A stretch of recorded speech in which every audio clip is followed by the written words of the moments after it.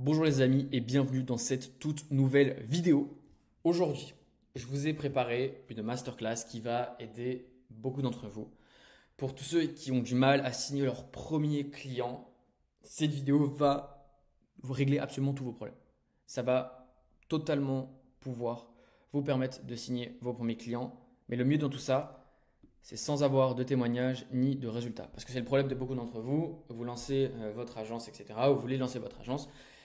Mais vous vous demandez comment signer votre premier client alors que je n'ai aucune preuve que je peux aider mon premier client. Parce que je n'ai pas de témoignage ni de résultats. Donc c'est ce qu'on va voir ensemble. Pour toutes les personnes qui ne me connaissent pas, moi je m'appelle Gaspard. J'accompagne les personnes qui veulent lancer leur agence et passer de 0 à 5 000 euros par mois avec leur agence en l'espace de 90 jours ou moins. Je l'ai fait avec plus d'une centaine d'agences et aujourd'hui on va voir comment signer son premier client sans témoignage ni résultat. Donc là, tu es probablement dans une situation où tu veux lancer ton agence, mais tu te demandes comment je vais signer mon premier client, du coup, tu ne te lances pas. Tu as probablement déjà trouvé un petit peu le nom de ton agence, etc. Tu as peut-être commencé à créer une offre, mais tu n'as toujours pas de client. Tu es probablement dans une situation où ça fait 2 mois que tu essayes de signer ton premier client, mais tu n'y arrives pas. Et c'est ce qu'on va voir ensemble aujourd'hui. Là, tu veux pouvoir délivrer ton service à un client et que ton client te paye. Très important. Un client est un client à partir du moment où il te paye. Si tu as demandé à quelqu'un de bosser pour lui gratuitement et d'avoir un témoignage, ce n'est pas un client, c'est du bénévolat. Donc ça, c'est le point hyper important. Même si petit aparté, quelqu'un vous dit on va bosser ensemble, let's go, je te paye, je vais. Tant qu'il ne l'a pas payé, ce n'est pas un client. Très important. Donc, tu te poses peut-être la question, comment prouver que je suis légitime? Que faire s'ils me demandent des témoignages? Voilà, même si je sais pas, même si toi tu es convaincu de pouvoir les aider parce que tu as suivi une formation, un accompagnement, tu as toutes les compétences nécessaires, etc. Comment prouver que tu es légitime? Parce qu'en général, pour prouver que tu es légitime, c'est quoi? C'est les résultats des témoignages, mais tu n'en as pas, donc que faire s'ils t'en demandent? C'est ce qu'on va voir. On va voir les différentes solutions. Là, premièrement, la chose que je veux que vous reteniez, c'est que la seule raison pourquoi ton client veut voir des témoignages et des résultats, c'est pour prendre aucun risque. C'est-à-dire que si vous arrivez devant un client et vous lui dites, OK, j'ai fait ça pour John. John, il vend au même client que toi, il est dans la même niche, la même industrie, il a quasiment le même produit et j'ai réussi à lui apporter X ou Y résultat. Votre client, il va se dire, OK, John, il fait exactement la même chose avec moi, ils ont aidé John, ça a marché. Alors pourquoi moi qui fais la même chose que John, ça ne marcherait pas? Donc, risque de non-réussite très faible. Et quand vous n'avez pas de résultat ni de témoignage, c'est un petit peu en mode, OK, ils me promettent de faire X, mais j'ai pas de preuve qu'ils l'ont déjà fait ou que ça marche. Donc du coup, là, le risque de non-réussite est très élevé. Donc c'est exactement pourquoi, en fait, les personnes vous demandent des résultats et des témoignages. Et la solution, en fait, c'est de prendre tous les risques à sa place. Donc là, je ne sais pas pourquoi c'est pas en majuscule. C'est ce qu'on va voir ensemble. Donc, solution 1, sans prestataire. Un prestataire, c'est quoi? C'est tout simplement un freelance, par exemple, à qui vous allez déléguer votre service. C'est-à-dire, imaginons que vous aidiez, on va prendre l'exemple des coachs sportifs dans cette vidéo. C'est souvent un exemple que je prends. Vous aidez les coachs sportifs à avoir plus de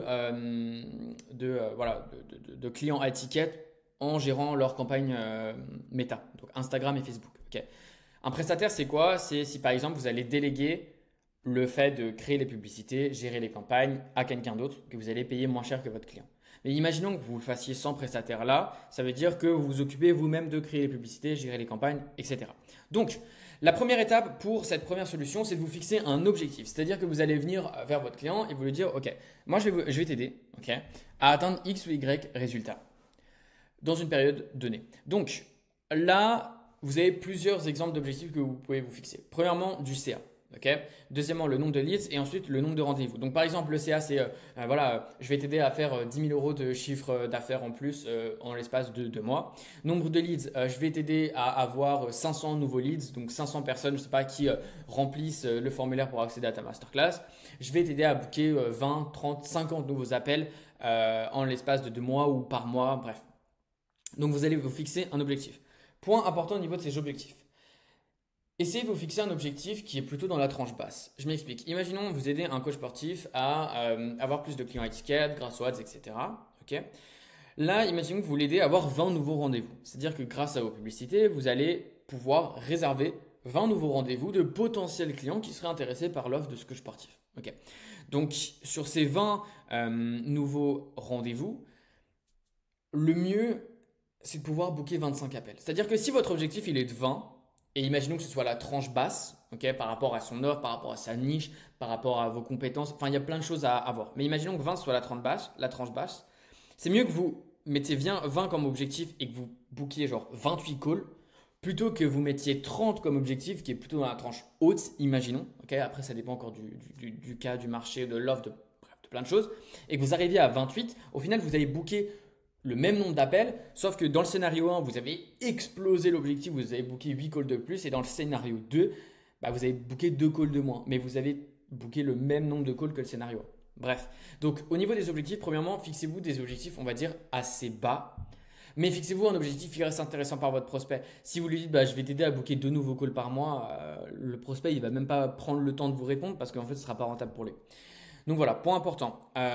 Et également au niveau de la période donnée, laissez-vous un peu de temps. C'est-à-dire que si vous laissez un mois, par exemple, c'est trop court. Imaginons que vous aidez ce coach sportif à manager ses ads. Ok, imaginons qu'il n'a pas de funnel, il n'a rien. Déjà, il va falloir faire le funnel. Ensuite, il va falloir faire le copy du funnel.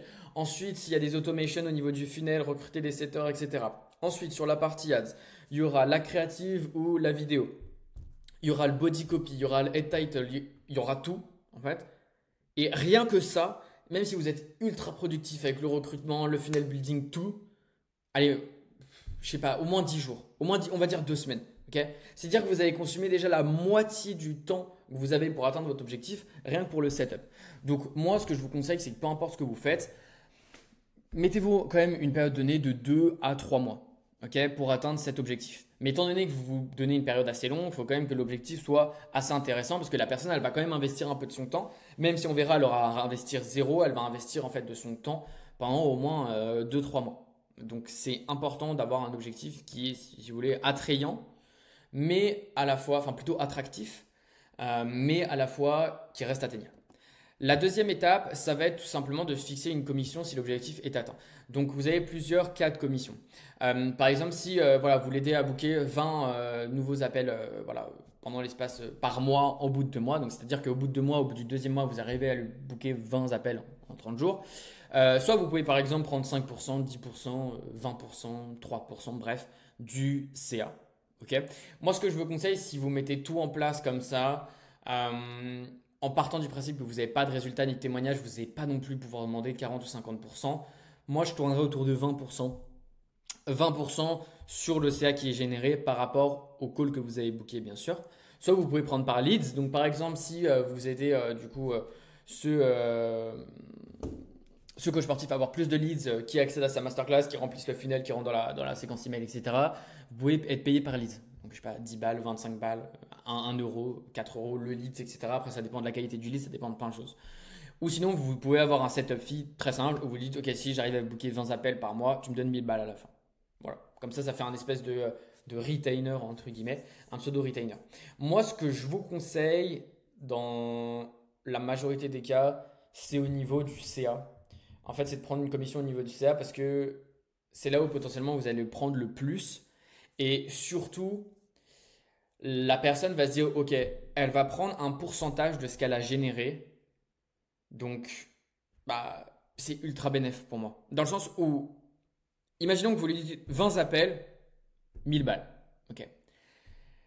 Imaginons que tous les leads y soient pourris. OK. C'est parce qu'en fait, le prospect, il va toujours se mettre en tête le pire scénario. Donc, il va se dire, OK, ça se trouve, il va me booker 20 appels, mais les prospects, ils vont être pourris, ils vont pas du tout être intéressés, ils vont, closer, aucun va closer.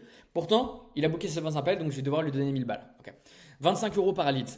Pareil, ça c'est la même chose. Le prospect, il va se dire, ouais, mais le truc c'est que si je me retrouve avec 500 leads, mais qui ne sont pas qualifiés et que j'en close que 10 sur les 500 parce que tous les autres étaient pourris, je vais devoir quand même le payer 25 fois 500. Donc bref, après 25 euros le leads, ça dépend de quelle industrie, sur quelle offre, etc. Mais c'est beaucoup 25 euros le leads. Mais voilà, après, vous pouvez aussi vous fixer des conditions de 25 euros par leads qualifié. Et là, vous mettez des conditions. OK, un leads qualifié, c'est ça, ça, ça. Il répond à ce critère, ce critère, ce critère.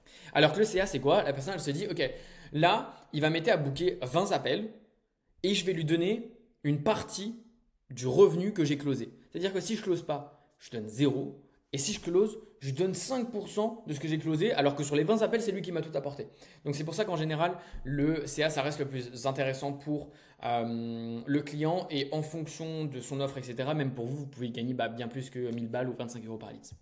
Ensuite, la troisième étape, voilà exactement la promesse que vous allez lui faire. Donc, Là, par exemple, à Coach Sportif, vous allez lui dire, OK, moi, je vous aide à générer 20 nouveaux appels par mois d'ici 2 mois. Donc là, il y aura un mois de setup, etc. Et à partir du deuxième mois, vous réussissez à booker 20 nouveaux appels par mois, donc en Y temps. Et si on n'y arrive pas, de 1, vous ne nous payez pas, et de 2, on vous enverra 100 euros pour vous avoir fait perdre votre temps. OK. Et si on y arrive, vous nous payerez uniquement Z. Donc là, par exemple, on vous aide à générer 20 nouveaux appels par mois qualifiés en l'espace de 2 mois. Et si on n'y arrive pas, vous ne nous payez pas et on vous enverra 100 euros pour vous faire perdre votre temps. Et si on y arrive, vous nous payerez uniquement 5% du chiffre d'affaires que vous avez généré. Voilà votre promesse. Maintenant, au niveau de l'élément en fait, de sécurité, premièrement, il ne vous payera pas. Et c'est même mieux d'en rajouter un deuxième. Après, bien sûr, on vous enverra 100 euros pour vous avoir fait perdre votre temps. Vous n'êtes pas obligé de le mettre au début, dans le sens où vous n'avez peut-être pas envie, étant donné que vous n'êtes peut-être pas 100% convaincu que vous allez pouvoir atteindre ce résultat, envoyez 100 balles à la personne. Donc ça, vous pouvez le changer. C'est soit, vous ne nous payez pas, soit ça peut être, vous ne nous payez pas et on bossera un extra 2 semaines, 1 mois gratuitement pour vous. Pour faire X, Y, Z ou atteindre ce nombre de calls ou autre. Okay. Mais déjà, si vous partez du principe où vous promettez un résultat en tel temps et si vous y arrivez, vous prenez une commission de ce que vous avez généré et si vous n'y arrivez pas, il ne vous paye pas. Déjà, de base, ça reste une offre irrésistible parce que la personne n'a absolument rien à investir si elle n'a pas de résultat. Juste du temps. Mais ça, forcément, c'est obligatoire. Donc voilà. Maintenant, au niveau également de ce qui se passe, si vous n'arrivez pas à closer, en fait, la personne, elle sait que le seul truc qu'elle va investir là, c'est le temps. C'est pour ça que j'ai rajouté, on vous enverra 100 euros pour vous faire perdre votre temps. Donc là, ce qui serait cool, c'est de rajouter un petit truc de ce que vous pouvez faire tout simplement si vous lui avez fait perdre du temps.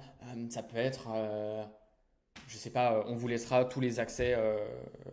Ouais, voilà, vous pouvez faire un truc comme ça. On vous aide à générer 20 nouveaux appels par mois en 2 mois. Et si on n'y arrive pas, vous ne nous payerez pas et on vous laissera absolument tous les accès à votre funnel ou autre. Ou, je sais pas, ça peut être différentes choses. Après, étant donné que vous avez buildé le funnel pour lui, vous n'allez pas non plus ne pas lui laisser. Donc, ça coule de source qu'il va garder tous ses accès à tout ce que vous avez créé pour lui. Mais ça rajoute de la valeur juste de le citer. C'est des micro détails. Ensuite, on va voir la solution 2 si vous avez un prestataire ou si vous voulez recruter un prestataire. L'étape 1, vous allez trouver un prestataire qui a des résultats et des témoignages. Donc pour ça, il y a pas mal de méthodes, notamment des méthodes qu'on voit au niveau de l'accompagnement parce qu'avoir un excellent process de recrutement, c'est hyper important parce que quand vous avez un prestataire, c'est lui, si vous voulez, qui va gérer vos clients et les résultats de vos clients. Donc s'il n'est pas bon, franchement, c'est un des pires trucs qui peut t'arriver au niveau de ton agence, c'est de recruter le mauvais prestataire parce qu'après, tu perds un client, etc. Au niveau des reviews, c'est pas bon. Donc, trouver un prestataire qui a des résultats et des témoignages. Pour ça, je donne Bien sûr, vous avez toutes les plateformes comme Fiverr, Upwork, etc. Mais ce n'est pas forcément que je recommande. Après, vous avez des plateformes qui sont vachement nichées par rapport à certains pays qui très peu de gens connaissent, mais qui sont excellentes. Vous avez les groupes Facebook aussi. Mais il faut avoir les bons groupes Facebook parce que dans certains groupes Facebook, ça ne sert à rien, il y a juste tout le monde qui spam, etc. Et dans d'autres, il y en a des très bons. Et il y a pas mal de méthodes comme ça pour trouver un bon prestataire. Mais déjà, de base, vous pouvez les regarder sur Fiverr. Imaginons que vous allez sur Fiverr, vous trouvez un prestataire qui a des résultats et des témoignages. Ce que vous allez faire, l'étape 2, c'est lui demander si vous pouvez utiliser ces résultats pour vous aider à closer un client. Si le client est close, alors vous déléguerez le travail à ce prestataire. C'est-à-dire, je m'explique, vous arrivez avec votre prestataire et vous dites, ok, là j'ai potentiellement un client avec, c'est un coach sportif et je vais l'aider à faire X, Y, Z choses, je vais l'aider à mettre en place des ads. Le but c'est d'atteindre 20 nouveaux rendez-vous par mois. Moi j'ai vu que tu avais déjà bossé avec des coachs sportifs, etc. Ou alors sinon vous pouvez demander les résultats à la personne qu'elle vous les envoie pour que vous regardiez. Soit en général c'est affiché publiquement sur son compte, etc. de freelance. Et vous allez lui dire, ok, le problème c'est que moi je peux closer ce client, mais j'ai pas de résultats et de témoignages. Donc ce que je te propose, c'est que tu me prêtes tes résultats et tes témoignages. Je vais les présenter en tant que résultat de l'agence. Et si j'arrive à closer mon client, et dans ces cas-là, moi je te recrute pour que tu m'aides à délivrer ce client. Okay. Et du coup, la grande question maintenant, c'est pourquoi on est légitime de faire ça? Pourquoi on est légitime d'utiliser les résultats d'un prestataire d'une autre personne pour pouvoir closer notre client. Premièrement, on a l'accord du prestataire d'utiliser ces résultats. Très important. Deuxièmement, on présente les résultats comme ceux obtenus au sein de l'agence. Je vais donner un exemple très concret. Au niveau des cabinets de conseil, vous avez peut-être déjà vu l'expérience qu'on appelle combinée. Donc ça veut dire, par exemple, c'est un cabinet de conseil qui a 150 ans d'expérience. Sauf que le cabinet, il n'existe pas depuis 150 ans. C'est juste que si tu prends tous les collaborateurs de ce cabinet qui ont 10 ans, 15 ans, 20 ans d'expérience, au final, tous regroupés, ça fait 150 ans d'expérience. Parce que c'est un cabinet de conseil en équipe qui va travailler pour aider cette personne. Donc au final, c'est 150 ans d'expérience qui va être tout simplement au profit et aider cette personne. Au niveau des agences, c'est un petit peu la même chose. Là, on utilise en fait les résultats qui appartiennent au prestataire qui va réaliser le service. C'est-à-dire que c'est pas, on monte des résultats qui ne nous appartiennent pas pour closer un client et après on va du coup délivrer le service nous-mêmes et les résultats qu'on a utilisés pour appuyer notre offre ne sont pas les nôtres. C'est, on va utiliser des résultats, premièrement avec lesquels on a eu l'accord d'utiliser. Deuxièmement, ces résultats sont présentés comme résultats de l'agence.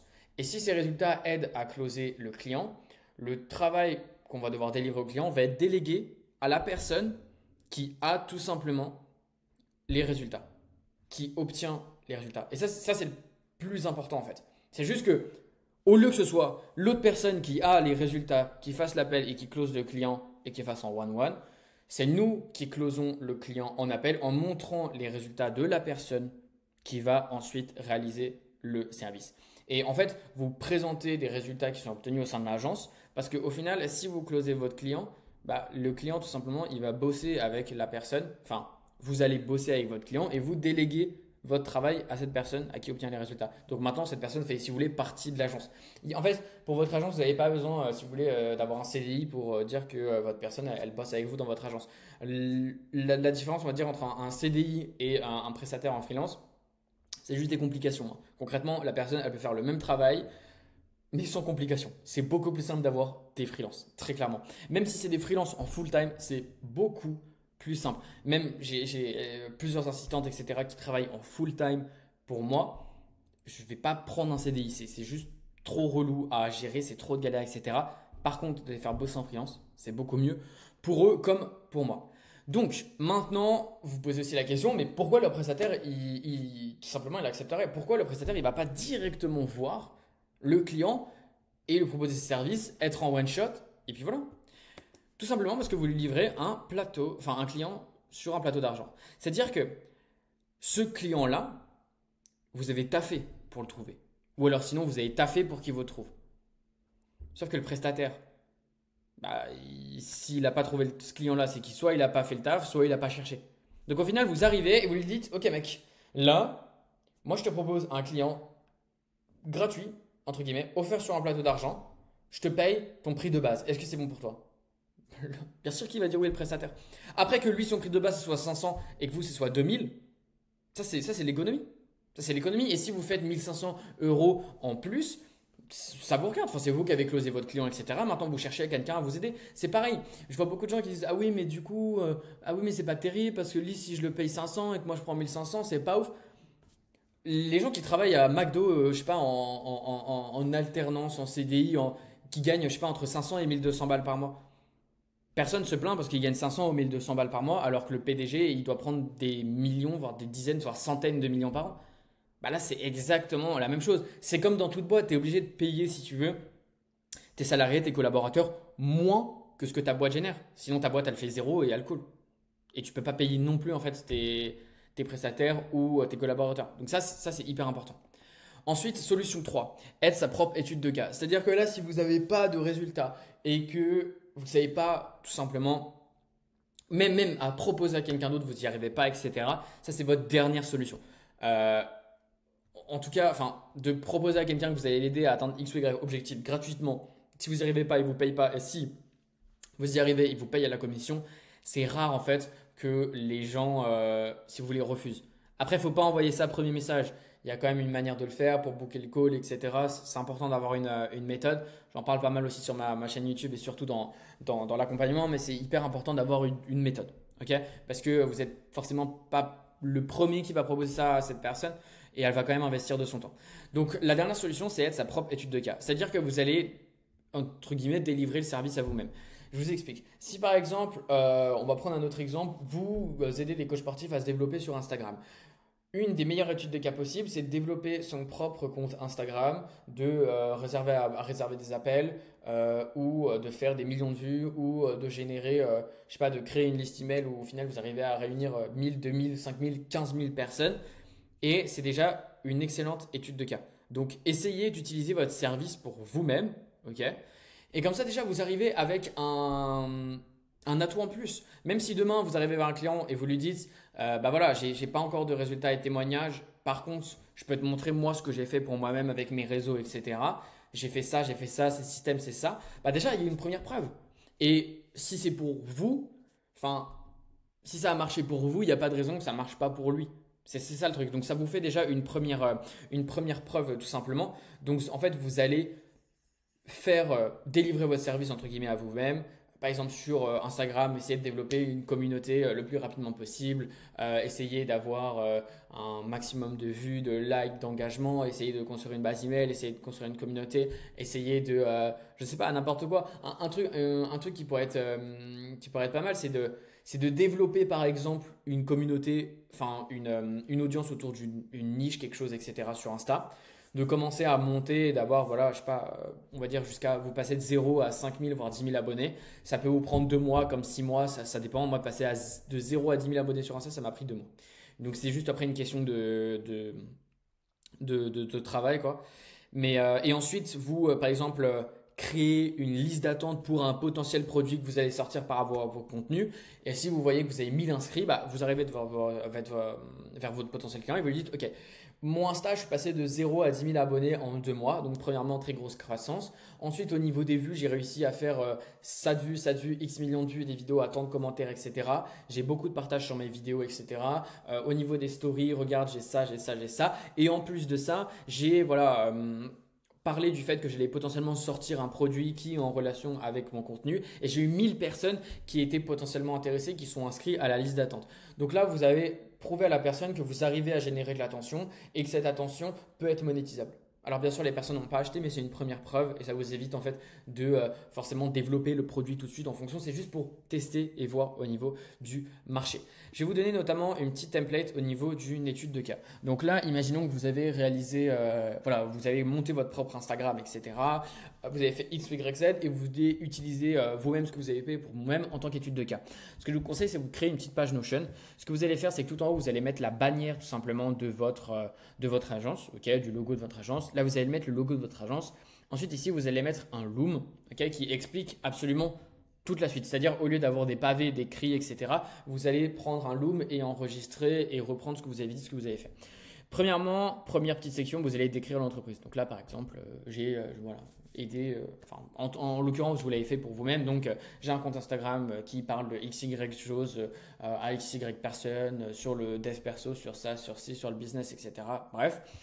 J'avais vachement du mal à avoir des vues, avoir des abonnés, générer des prospects, etc.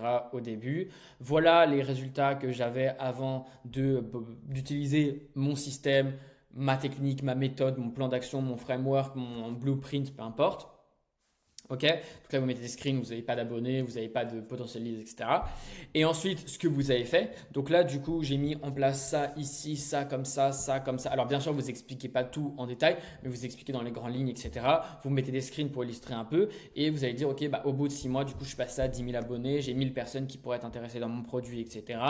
Là en l'occurrence ici c'est c'était pas pour vous directement, mais c'est un client, bah vous mettez par exemple le témoignage du client et ensuite vous mettez un CTA qui est voilà, si maintenant tu veux pouvoir attendre X, Y, Z avec ton business, réserve un call. Et ça vous fait une bonne template d'étude de cas qui vous permet, voilà, par exemple, vous réservez un appel avec un potentiel prospect pour votre agence. Entre les deux appels, vous lui envoyez cette étude de cas. C'est génial, c'est génial. Vous partagez déjà en fait un petit peu de valeur en amont et en plus ça vous montrez que vous êtes capable de le faire ou alors vous pouvez tout simplement partager votre propre étude de cas de ce que vous avez fait pour vous-même. Autre petit bonus, C'est paradoxal ce que je vais dire, mais plus tu as de témoignages, plus tu as de résultats, moins on t'en demandera. C'est-à-dire qu'au tout début, quand j'ai lancé mon agence, j'étais dans le même cas que vous, c'est-à-dire que je galérais à closer mon premier client parce que je n'avais pas de preuve que je pouvais l'aider. Donc une des choses que j'ai fait, c'est le faire d'abord pour moi-même et ensuite je l'ai montré à mes premiers clients et du coup ça m'a permis de close aussi plus rapidement. Mais en fait, je me suis dit, du coup, au fur et à mesure que j'ai de plus en plus de résultats, on va continuer à me demander, bah, je peux voir des résultats, des témoignages, et moi j'avais juste hâte qu'on me demande ça, parce que maintenant, je peux te sortir un portfolio de 40 pages avec des résultats, mais maintenant, on ne me demande plus. C'est-à-dire que je suis en appel, je close pour l'agence, on ne me demande plus de résultats ni de témoignages. Et ça, je l'ai compris au fur et à mesure grâce à ça. Ça, c'est l'évolution de ta confiance en ton service. Je m'explique. La première fois que tu vas prendre des appels de vente, déjà, premièrement, tu vas être un petit peu stressé, c'est nouveau pour toi, etc. Tu n'auras pas forcément le meilleur framework, tu ne sais pas exactement comment dire, tu ne sais pas encore forcément comment gérer des objections, etc. Donc, ton niveau de confiance, il est assez bas, tu vois, on va dire il est à 5. Ok.